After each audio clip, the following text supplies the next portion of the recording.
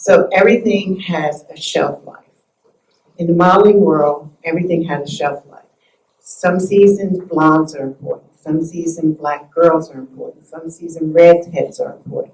So I'm hoping to see more trans women of color get on covers, get on do fashion layouts in magazines, such as I like truly follow in my footsteps and do the actual New York, Paris, Italy, London, do the runway shows. Because right now I'm seeing visuals of Caucasian trans getting the majority of the work. So we still have a long way to go in certain areas. Even when I came back and got reassigned with Clairol, I'm still the first and only African American trans woman ever to do this. So to be signed in the 70s for a three-year contract and come back in my 60s and do another 3-year contract with Clairol, it's important. It was important, and it's a blessing to me. But still, I'm not seeing my sisters of color doing the same things that was awarded to me, and that's what I would like to see. I'm proud that my Caucasian sisters are doing it, but I really would like to see people that look like me, represent me, to be in there. And another thing is that I still buy magazines. Like if I go to the market or I'm passing a newsstand, and I pick up the ones that I like to buy, and I breeze through it, and I go straight to the back to the fashion layouts. And if I don't see a black model in there, I do not buy the magazine.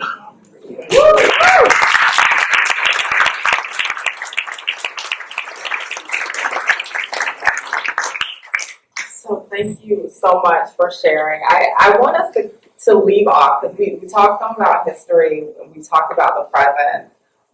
This last question for both of you is, what do you want to see in the next 50 years, right? So we get to Stonewall 100, imagine. What do you want to see for our community and the world at large, particularly for Black trans folks? I would like to see exactly what I just said, more visual,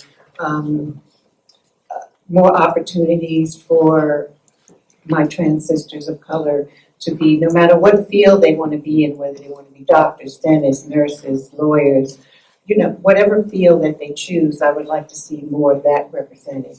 I would absolutely love if the world could wake up and realize that we are not a threat to anyone, and to stop the killing, stop the harassment, stop the beatings, because it makes absolutely no sense. How does my life and who I choose to love, how I make my money, affect your life? This is what confuses me every time I hear one of my sisters getting beat up or getting harassed, or someone just passed, like the names that you read off earlier. I would like to see that to stop.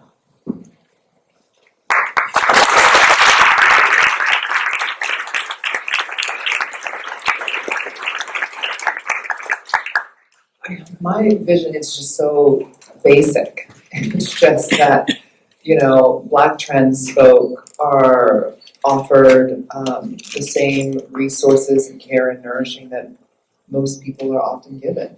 Shelter, a loving family, accepting family, a support system, access to education and affordable, sensitive, knowledgeable healthcare.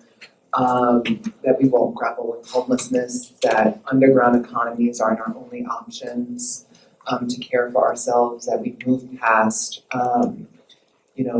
just trying to survive and figuring out what it means to dream and to have visions and to reach for those things. I think then the next charge for me would be, the people that surround us, and the people who surround us and can choose to either offer us support or to be a threat to us, or to be, co-conspirators in those threats. I don't know how many times, as Tracey said, thinking about the violence that trans folk of color face, and how many times I've seen videos online, or I've seen them just loop onto my Instagram or Twitter feed of some, Black trans woman being bullied and harassed and then being violently attacked on public transportation, and people being around with their phone out instead of jumping in to help and to stop before it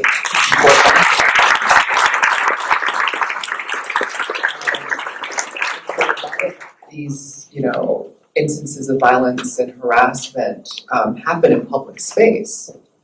They're not just points of, intimate partner violence, they're also in public space. And so I hope that in the next, 50 years, that if this threat, and our lives will probably still threaten people in ways in which we will never understand why, but I hope that more folk are able to push forward and step up and be points of intervention. Well, thank you both so much for sharing your brilliance with all of us, and everything that you have shared, I'm sure we're all taking back and learning and going to continue to be transformed with. Wait, what's your vision before you end? My vision? Yes. Oh, wow. Well, really quickly, I've been saying this a lot, but I want us all to really delve deeper into the power of empathy. I think that will get us to where we want to, get us to the safety that we want to see and the security we want to see. But you all are gender nonconforming, right? So, I think about the ways in which trans identity is so tokenized and made to feel, even more special than maybe it needs to be. We're all gender nonconforming, right? You are not living in gender in a perfect script like the world wants you to think. And so I think if we can make those connections, it will make it a little bit easier for everyone moving